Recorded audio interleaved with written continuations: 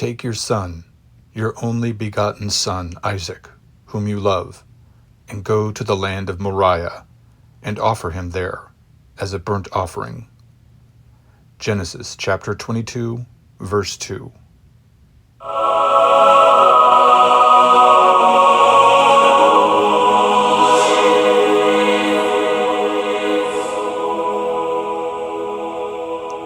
We have now come to one of the most memorable moments of the Old Testament.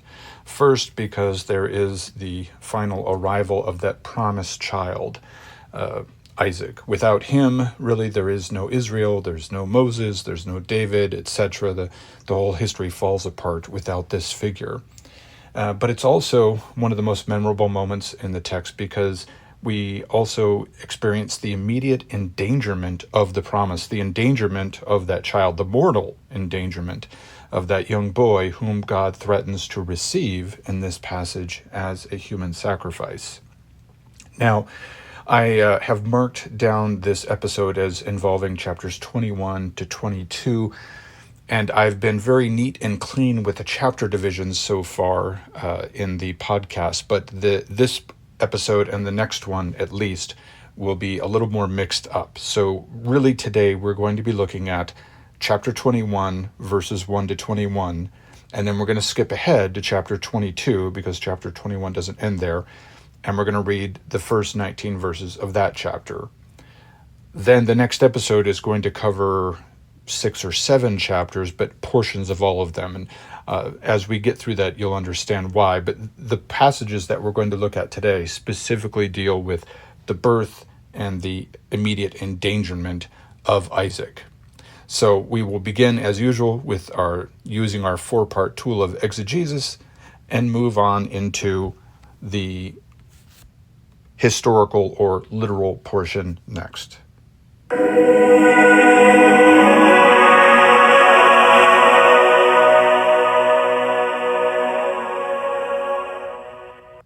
Chapter 21 begins by telling us that the Lord visited Sarah.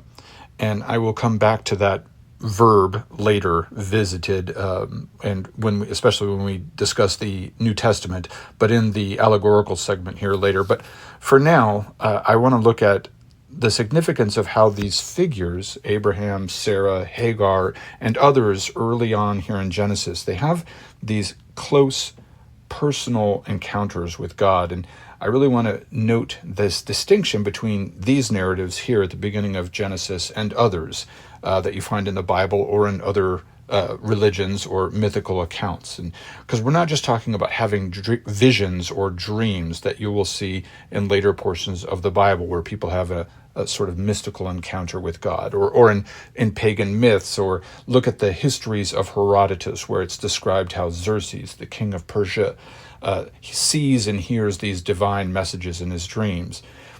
There's an era of religious writing in which people have mystical encounters with their God. They have dreams, they have waking visions of a sort, but that's not what's going on here.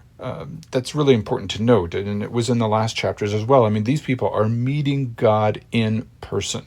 They're eating with him, they're sitting within arm's reach of him, maybe they're even touching him as Abraham welcomes him into the camp and they sit down and talk, and he might put his hand on his shoulder. I mean, this is physical sharing of the same plane of reality with God, so to speak, and this is significant. We won't really see this again in the Bible until after Genesis, until we get to the New Testament. I mean, yes, Moses and the Israelites will have a very dramatic encounter with the Lord in the desert, but it's not the same as him actually coming into your camp, sitting down and having a meal with you. And it's certainly not as the same as it says here, the Lord visiting Sarah and presumably making so that she would conceive. Now, moving on in the text, it does note that Abraham has turned 100 years old by now. And this great age, part of the purpose of telling us this is, again, to reinforce the unlikely birth theme. We've had that sort of shoved in our faces before when he was 86 and 90 and 99. Things just seem to be getting less and less likely that this man is going to produce the heir that Israel needs in order to exist. But the number 100 itself is also significant. But I'm going to avoid the numerology rabbit hole. But I do invite you to consider it because studying the Bible and its relations to numbers, to numerology, is a whole universe of learning that we can't get lost in here. But it is fascinating. Now, as we move on here, Isaac, the child of the promise, and we've been hearing about him since chapter 12, really, about this child coming. He finally arrives. Isaac is born, and we immediately note that he's circumcised on the 8th day. And this ritual of circumcision was sort of done ad hoc, so to speak, to Abraham and his men originally several chapters ago. And just sort of done it at whatever age you were. But now we establish the routine, right? The ritual of child circumcision. It's going to happen on the 8th day from now on, or the 8th day of your life. And with the circumcision comes the official application of the name. He is circumcised in the text, and then we get the name Isaac. And again, Sarah, in the text, tells us the meaning of the name, associates it with laughter, right? Because she laughed back in chapter 18 of Genesis when the Lord came to their camp and suggested that she was going to be pregnant, and she laughed at the idea. So again, we have another passage of explanations of origins, explanations of names. Here is how Sarah describes it, chapter 21, verse 6 of Genesis. And Sarah said, "God has made laughter for me. Everyone who hears will laugh over me." Probably meaning that they will laugh in sort of disbelief that this could happen to a woman of her age. And the text moves on to describe or to explain to us that Isaac grew and was weaned. For those of us, a lot of us don't know what that means anymore. Weaning means the transition of the child from breast milk to whole food, or finally completing that gastronomic journey, and which isn't really marked by us anymore. And in the time of Abraham, that was a very important thing because it was probably a realization that the child, his chances of living were going to be much better. You have to remember that before modern times, depending on the era they lived in, it could be as much as 50% or more, and you can look up the exact numbers, but a very large number of children died before the age of 5 for whatever reasons, accidents, diseases, malnutrition, whatever. So reaching the age of probably 2 or 3 was when children probably would have been weaned, and that might be hard for us to believe today. A lot of women, if they do breastfeed, won't breastfeed past 5 or 6 months in our culture, and we sort of accelerate the transition to solid food for a variety of reasons. But the child would have done this around age 2 or 3 at this time period, sometimes a little bit later, and left off breast milk completely and transitioned completely to solid food. And that would be marked with a rite of passage, a feast, a ritual, just like many things would have been. Certainly when the boy, we know when they turned 13, they would have had a bar mitzvah, marking of the coming into manhood. We really don't have these rituals anymore. Probably the last vestige of this sort of thing is maybe baptisms in church, which we will actually come to later in our discussion of the allegorical section. And people used to have Sweet 16 parties, which was also a sort of coming of age. If you live in a Latin American location, you may still have the quinceañera, which is when a girl turns 15. It's another coming of age ritual. But anyway, it would be celebrated with a great feast. However, this feast, as the text tells us, was really a setback for Hagar, who is again cast out, this time for good. Another spat with Sarah, or Sarah now doesn't want any competition now that her child is finally born. And now that he's been weaned and he's starting to look much more likely that this child is going to grow up and become a member of the household. So she demands that Hagar be cast out. And here the Lord counsels Abraham to obey Sarah again. And this is often really usually overlooked, but I think it's quite remarkable that Sarah gets a lot of leeway with God. I mean, she laughed at him in chapter 18 and didn't get roasted alive. And we won't see that sort of leeway given to many other figures in the Bible. Again, she really gets to sort of throw her weight around. She demands that Abraham obey her, and the Lord is like, yeah, do what she says. So she gets her way. Hagar, unfortunately, though, is cast out. And notice that the text says that she leaves the camp with just bread and water. And you might just pass over that as part of the misery of the whole situation. But really, to rub it in worse, recall, Abraham is quite successful. He has servants. I mean, he has armed men. He has vast herds. He could give her a portion of his estate. He could give her some cattle and some servants and so on to go off and be safe. But she's sent off just with the child and bread and water. So this is not just any old dispute or him dividing up his possessions like we'll see him do with other children and other women that he has later on. She just gets bread and water, even though she gave birth to his actual firstborn child. More on that later, but she does wander forlorn in the wilderness here. And there's some interesting language in Genesis chapter 21, verse 14. I'll read it here.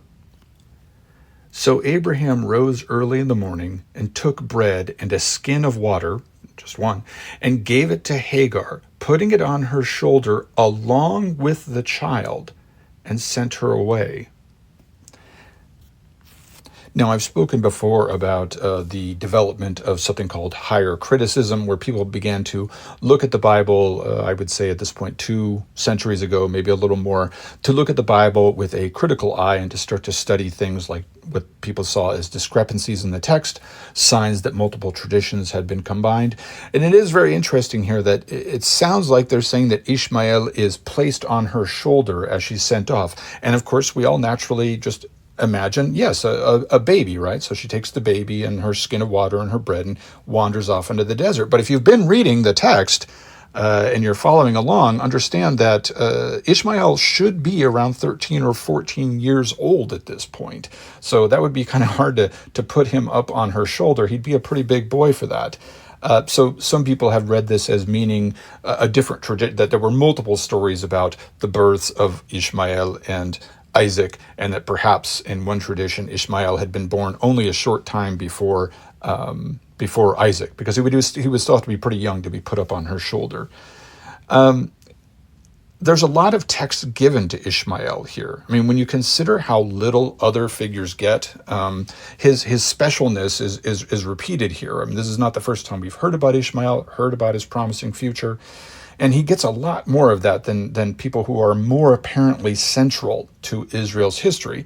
And I will address the meaning of that, or the possible meanings of that, in the allegorical section. So by now we've come to verse 21, where Ishmael has been, or Hagar rather, has been promised that Ishmael will become a great nation. And we're going to skip ahead to chapter 22 for reasons that will become apparent when I do the next episode. And we're going to look at the first 19 verses there, but those 19 verses are almost entirely allegorical, in other words, entirely worthy of study. It's almost it's a passage full of typology. So I'm not going to read through it or plod through it here. We're going to, when we get to the allegorical section, we'll cover every square inch of that ground that we can, and that will be at the end of the next segment.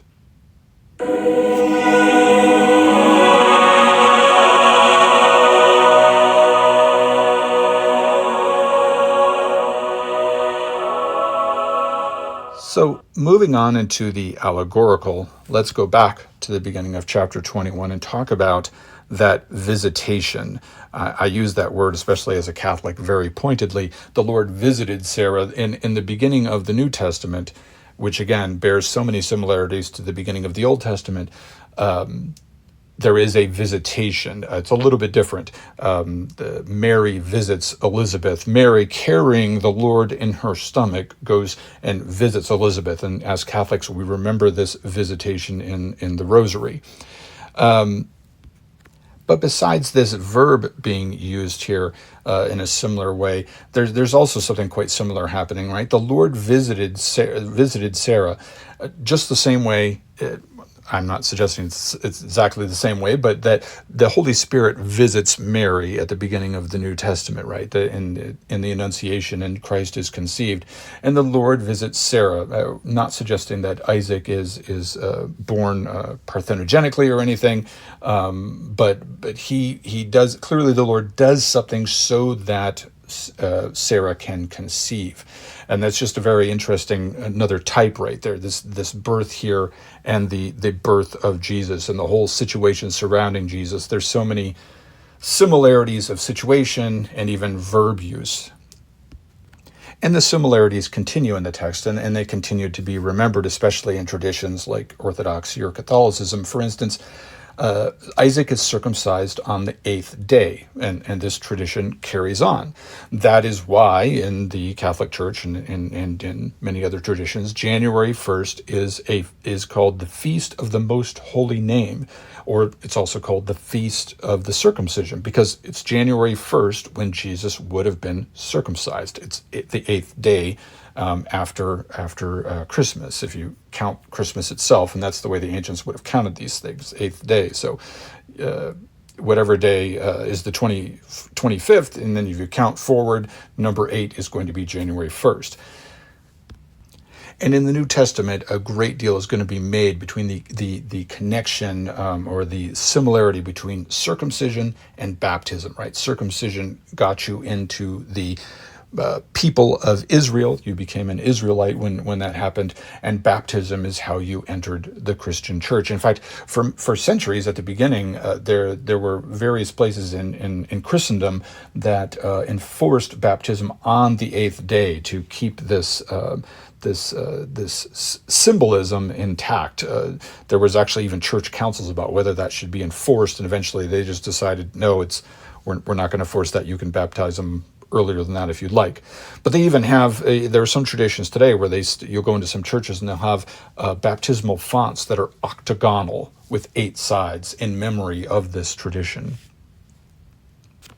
But the symbolism and the numerology goes beyond that. I mean, the church itself is of the 8th day, as St. Peter tells us in the New Testament. It's the day after the Sabbath, right, which is Sunday. So if you go from the old Jewish week started on Sunday and would go all the way to Saturday, Saturday being the 7th day, the Sabbath day, the day of rest, and St. Peter's point that we're on the next day. And so there was the 8th day, restarting the week, or however you want to think about it. But again, associating Christianity and entrance into Christianity with the number 8. Now, the text moves on here to Hagar's suffering, but I want to come back to that more in the morality section that will follow.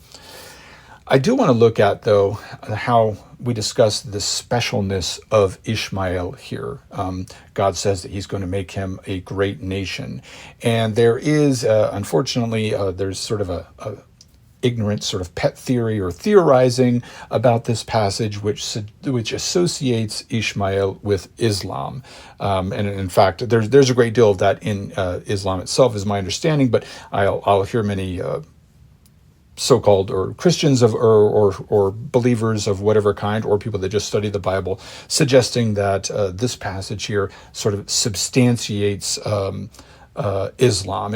And in fact, that they'll use this to sort of substantiate the existence or the coexistence of Judaism, Christianity, and Islam, the quote-unquote Abrahamic religions, right? So they've all sort of got their place in this bit of text here. And it's really it's just sort of a nice way to try to reconcile the 3 religions and resolve theological conflicts and real world conflicts. There's a lot of violence and really always has been between these religions. So the desire for peace here is benevolent. But this is ultimately confused thinking. I mean, and I think the desire is clearly to use this text so that people don't fight anymore. But it also, it's just illogical. First of all, using the passage for that purpose conflates Arabs with Islam when there were Arabs for thousands of years, and many of them after the coming of Christ were Christian and still are. This sort of ignores centuries of Arab Christianity. I mean, just up until 25 years ago, before the United States invaded the Middle East, there were tons of Christians in the Middle East, millions and millions. They were a larger part of the population than you might know. It's worth looking up. Because of all the invasions and the wars, now those populations have been decimated. But for centuries, thousands of years, there have been Arab Christians. Arab is not synonymous with Islam. That's just sort of an ignorant Western way of thinking about the situation.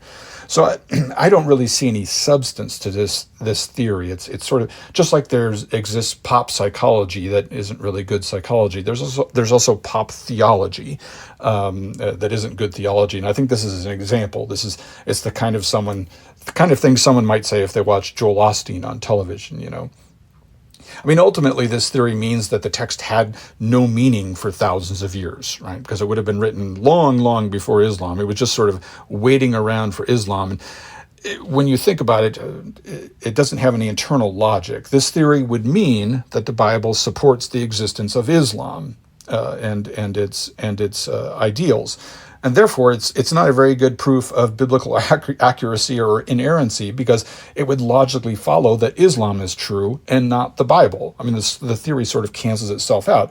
If you believe the Bible is inerrant and you believe this, then the Bible is telling you that another religion, which doesn't use the Bible, is also true. And if you don't believe the Bible is inerrant, then this theory really shouldn't mean anything to you. So I'm not entirely sure why people pick up on it so much. I mean, if you believe that, you should probably become Muslim. I mean, so what does it all mean then? I mean, I have to be honest here. A great deal of text is devoted to this in the Bible. We've only used up 21 chapters, and really, how many times now has Ishmael's specialness been addressed? More than once. A great bit of text has been given to it, more than has been given to other very important subjects. So, if I'm going to be honest, true to my method, right? If something is given a lot of text, I devote some time to it. So I should sort of talk about what it means. And in my opinion, and the opinion of many theologians, it's like all the other passages here that describe peoples. It's telling us about the Arab peoples to the south. Just like that passage about Lot, right, and that unfortunate incident with his daughters was telling us what the Israelites thought about the origins of the Amorites and the Edomites, this passage is telling us where all the Arabs come from, right, all the people living to the south of them.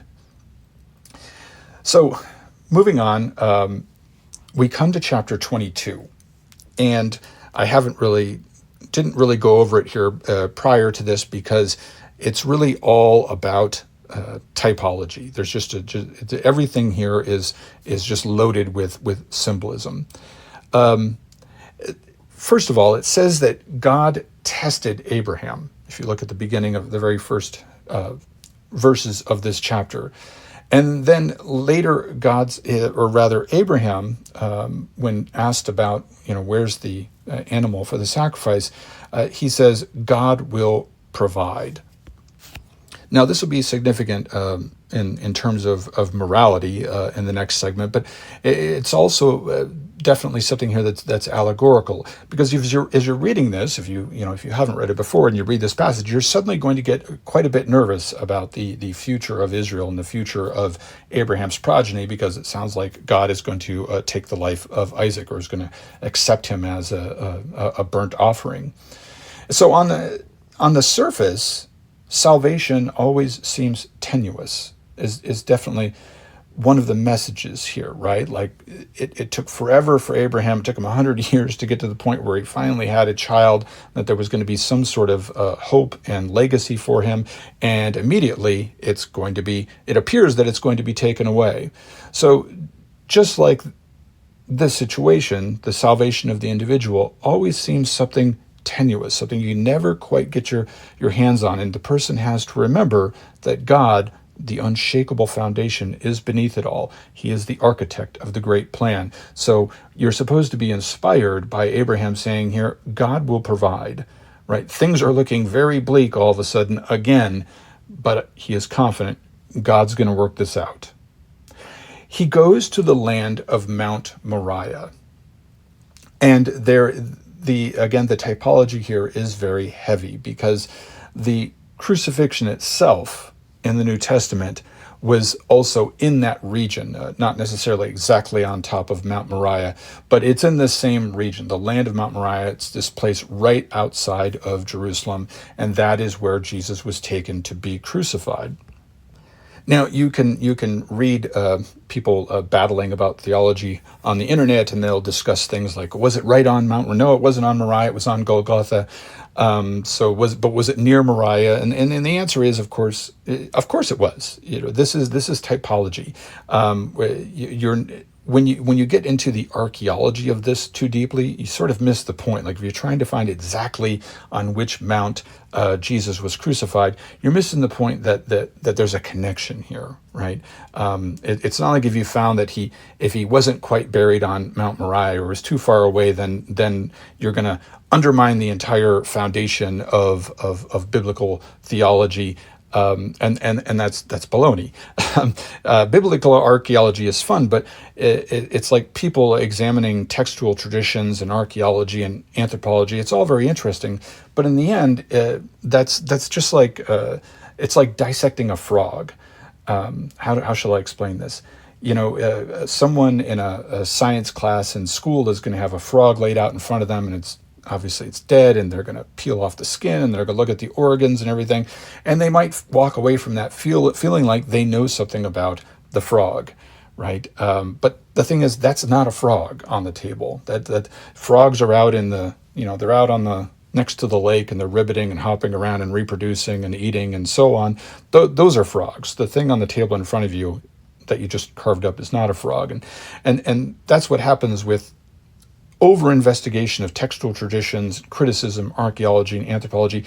You're not seeing the frog. You're not seeing the faith. You're not seeing the point, the purpose, right? Of course, it's Jesus was crucified near Mount Moriah.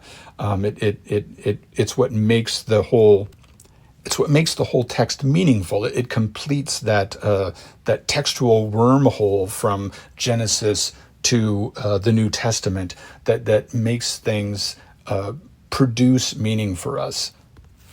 And what is that meaning? I mean, obviously there are many things, and you should go to someone more studied than me to figure that out. But obviously, one of them is that no matter how bleak things get, right, you can rest assured that things are going the way they were supposed to. The universe is developing the way it is supposed to, no matter how disappointing it might seem, or how fearful you might be about what's going to happen.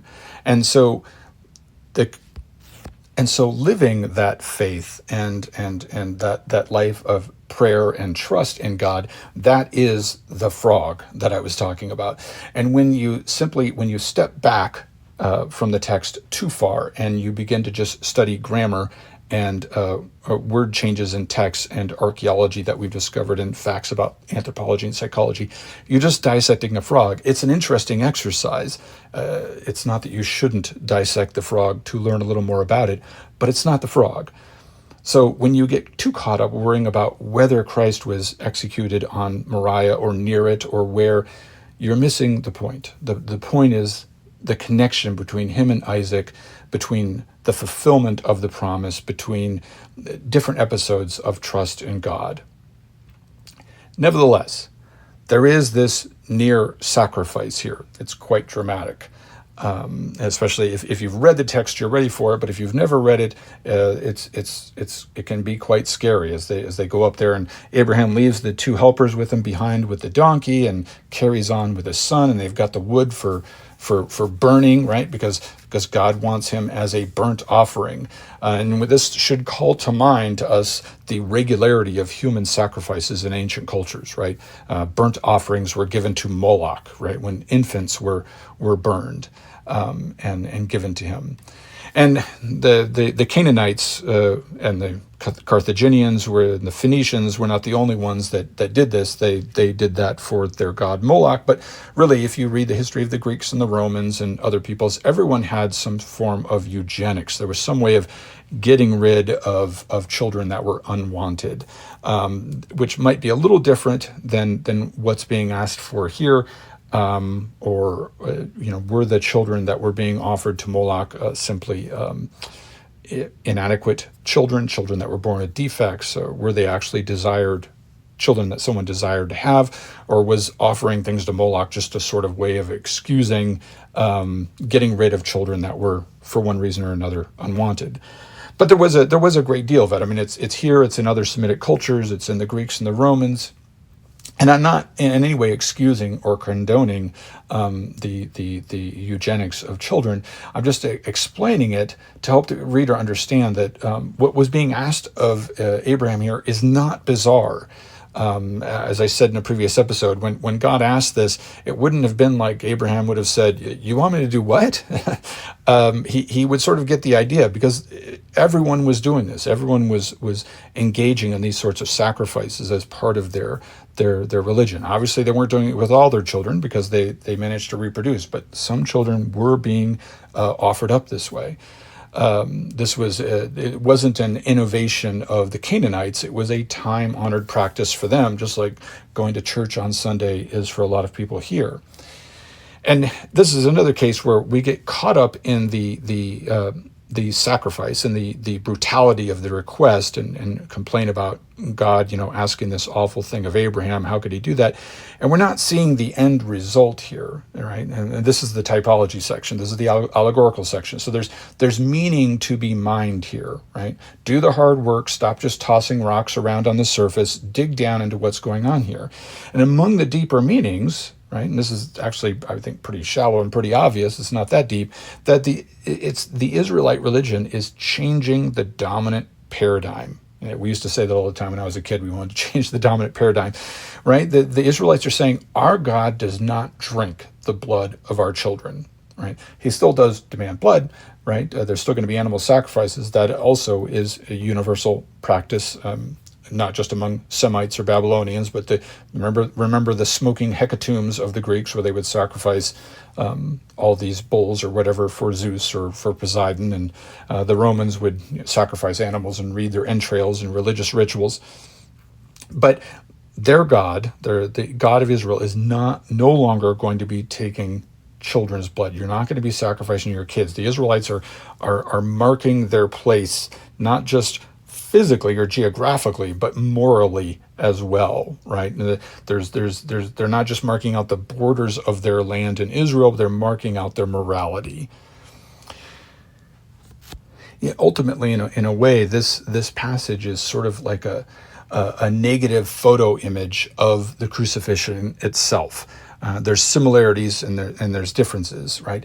In the crucifixion, God is actually willing to give his own son. And I'm going to come back to that theme in the final portion of today's episode about eschatology, about anagogy, about the final end of man.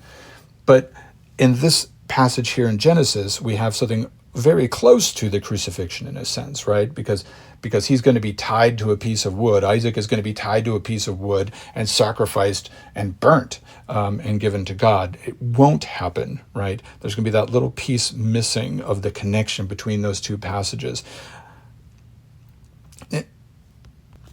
I've talked about these similarities between passages in the New and Old Testament, and I've used things like phrases like wormholes, but maybe another way to look at it is to consider it sort of a quantum connection, right, between portions of the text. When you see these similarities between portions in the New and the Old Testament, and they're not always exactly the same, but there's a very clear connection of some sort. Something is going on that's very similar between the Old Testament and the New Testament, between this passage and one in the New Testament. So the near sacrifice of Isaac has this quantum connection to the actual sacrifice of Christ.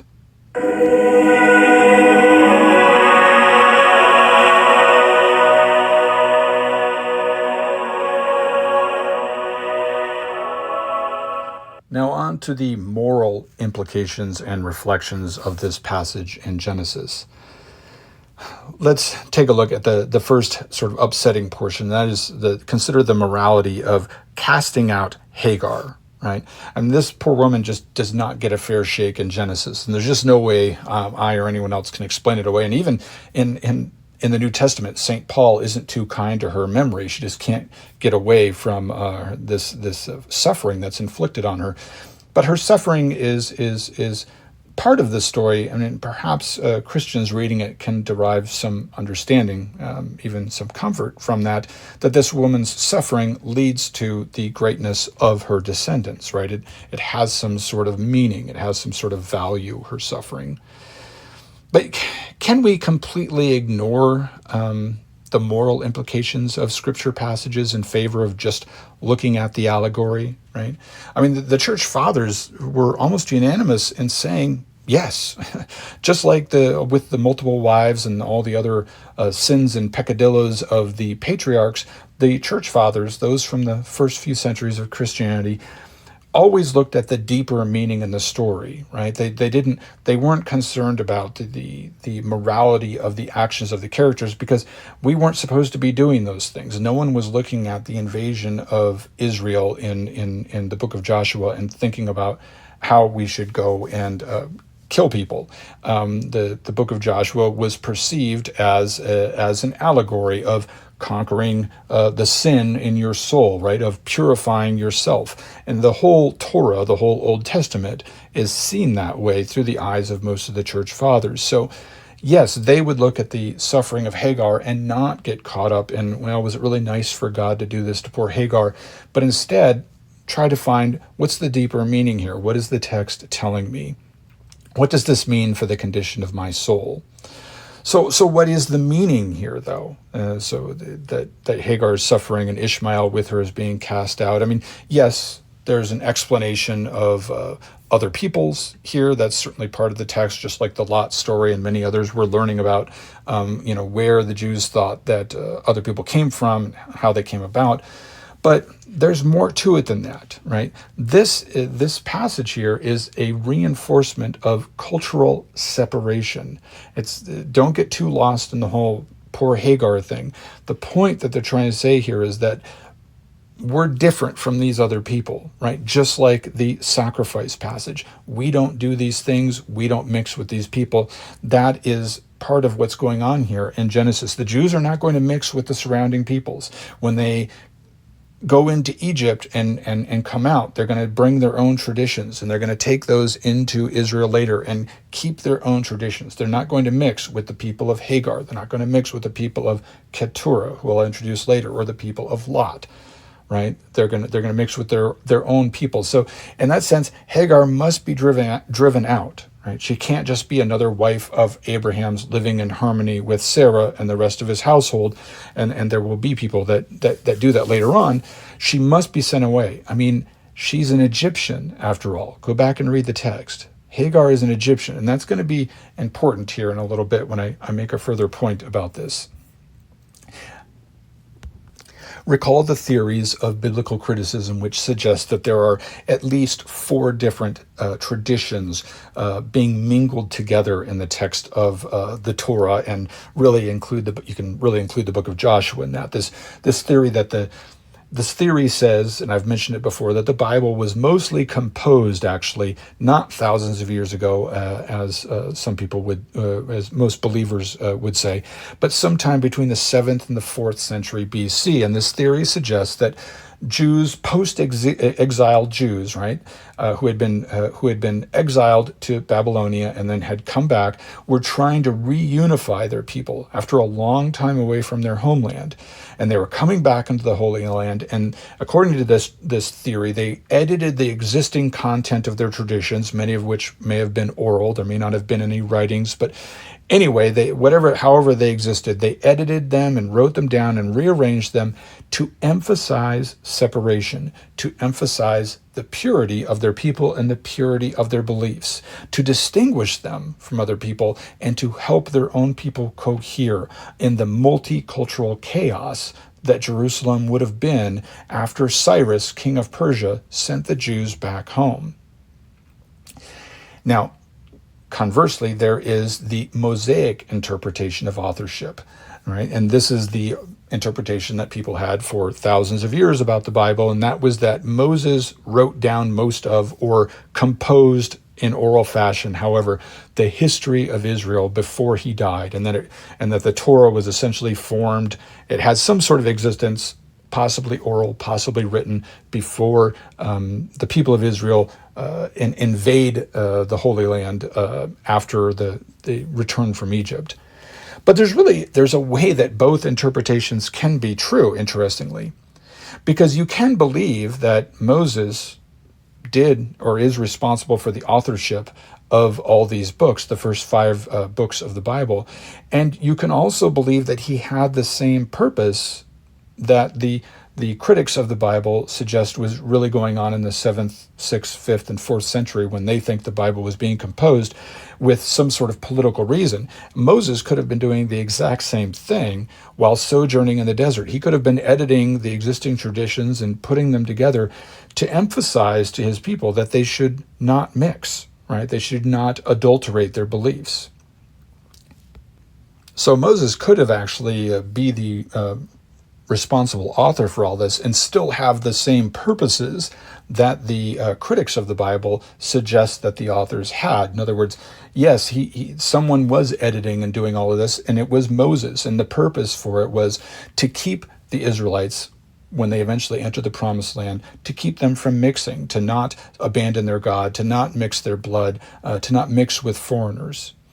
Just that Moses was doing it after the exile in Egypt instead of a bunch of 5th century scribes after the exile in Babylonia. That's really the difference between those two theories. And I mean, really, the entire Torah, plus the book of Joshua, which we'll eventually come to, they all emphasize this racial purity, right? Look back through the passages that we've read now, where we're defining or other peoples or determining their origins. This is also a way to distinguish Israelites from the Egyptians, from the Canaanites, from the Amorites, from the Arabs, and other peoples.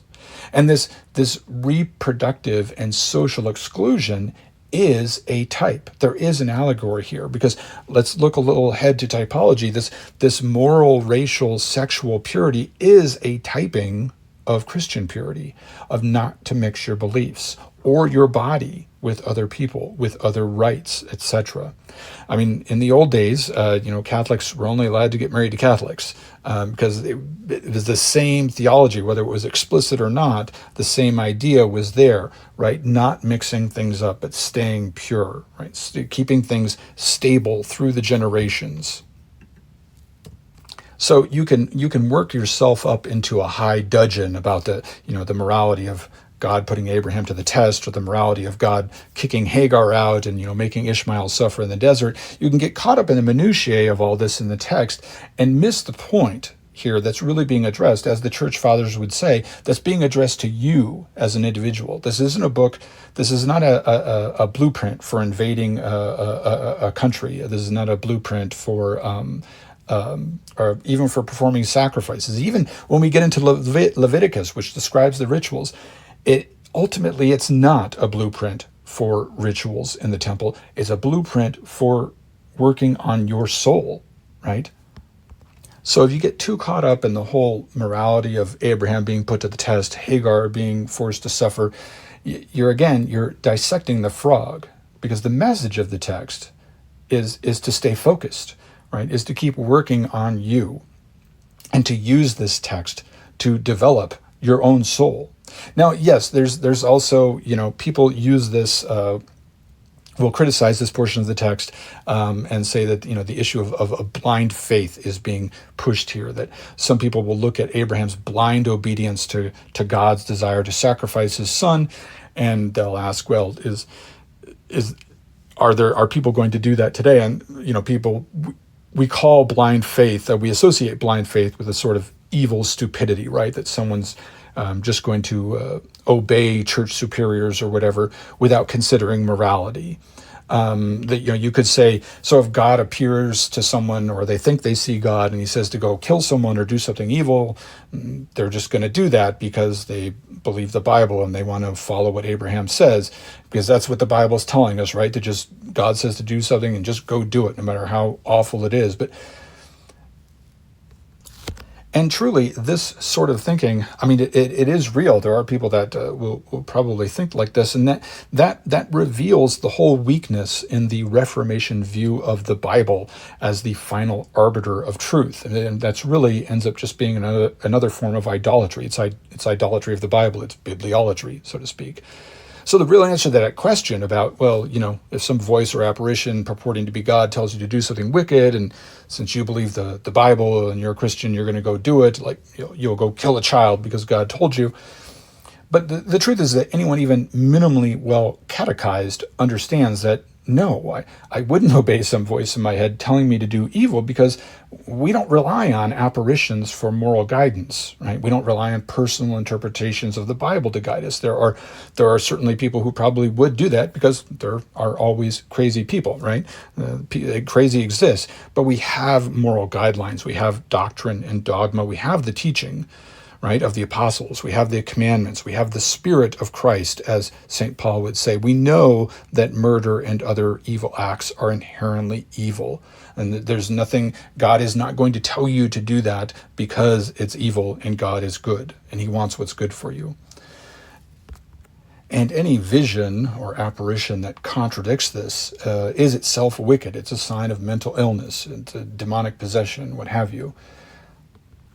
Again, getting overly caught up in the minutiae of all this misses the big picture. We're supposed to be comforted by this, reading the text, and yes, it's a little scary at parts, but at the end, we read it and we understand and we realize that God is not going to ask this of us, right? This all, again, so much of the text points back to, which I've quoted before, that 29th chapter of the prophet Jeremiah, verse 11, where he says, the Lord says to him, I know the plans I have for you, plans for your welfare, not for evil, to give you future and a hope.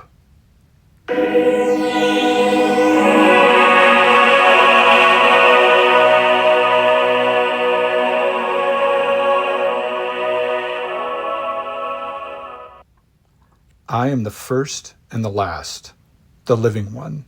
I was dead, and behold, I am alive forevermore. Thus speaks Christ in the first chapter of the Apocalypse. As always, we end our episode with a look at the far future, the farthest future of mankind, which, since page 1 of the Bible is always envisioning, it's always answering this eternal question: how will this all turn out, this life of ours, this journey that the human race is on? And as is often the case, no matter where we begin in the Bible, the trail of exegetical crumbs always leads us to the final book in the canon, the Apocalypse of St. John. Now, we've already spoken about the child sacrifices of the pagans surrounding the Jews in ancient Israel, and it's clear that with this tale about Abraham and his son, the Jews were distinguishing themselves from their neighbors in the Holy Land. But the story of Isaac's near sacrifice is not just a story with horizontal applications, so to speak. It's not just defining and distinguishing a people in the here and now from yourself. It's also a forward-looking message. It's vertical. It's future-oriented. What man is not asked to do, God will accomplish. God will give up his own son, his only son, in a sign of his love for mankind. God does not take Abraham's son, but he does give up his own, right? That is the significant, crucial typology of this section. It's also an explanation, really, of how Revelation works.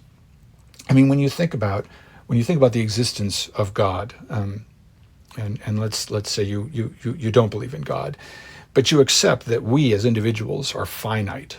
We live in a finite location, right? I can't imagine. I'm not capable of imagining infinity, right? We can throw it around in math equations a little bit, but you can't actually calculate it, right?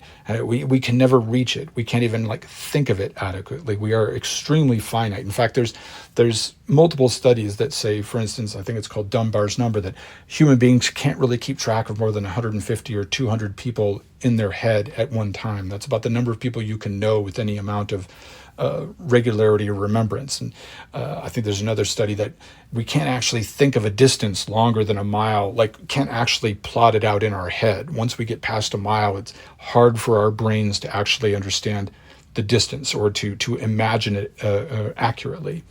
So how can we, being so finite, communicate? If there is an infinite being, right? If there is something eternal, if there is something infinite, if there is God, it's impossible for the finite creature to reach out to that infinity, to achieve infinity. It's only possible, there's only possible to know anything about God, to know anything about the infinite, if the infinite reaches out to us. It has to reach, the infinite has to reach back to us. Only the infinite could explain, could reveal. And this happens here. Our attempts are finite, right?